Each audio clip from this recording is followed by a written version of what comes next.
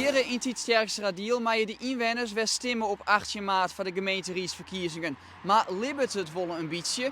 Wat binnen de wensken? En het belangrijkste, waar moet de politiek zich mee dwaande houden? Dat gaan we even vernemen, hier in Burgum. 18 maart met een stembus. Waarvoor? 18 maart, nou, ik had er nog niet bij stilstaan, joh. Ga je ook te stemmen? Ja, ik ga te stemmen, absoluut. Nee, dat denk ik eigenlijk net. Nee, Net voor de gemeenteraadsverkiezingen? nee. Maar ik ben ertussen. Ik ben zeevarend, dus ik kan eigenlijk net stemmen dan. Maar ik moet eerlijk zeggen, al een beetje mijn gemeente gevoel, dat ik ga net te volle vertrouwen meer in de politiek. Ah ja, je oor en oor later dan en je brengt je stem naar wat dan krijg je dingen dat je net niet eens bent, dat je helemaal net niet eens bent dan. En binnen nou punten dat de politiek echt om tinken mat? Never show. Nou, ik zou je heel eerlijk zeggen, ik ben helemaal niet zo met de politiek bezig.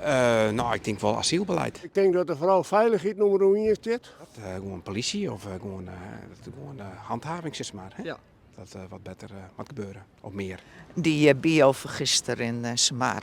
Ik denk, ja, dat is ook iets wat, waar ze wel moeten denken, ook om de bewoners. Nou, ik vind sowieso dat de gemeente zo'n wat meer zich sterk maakt naar de regering, naar het kabinet, want dat waren de Kamer.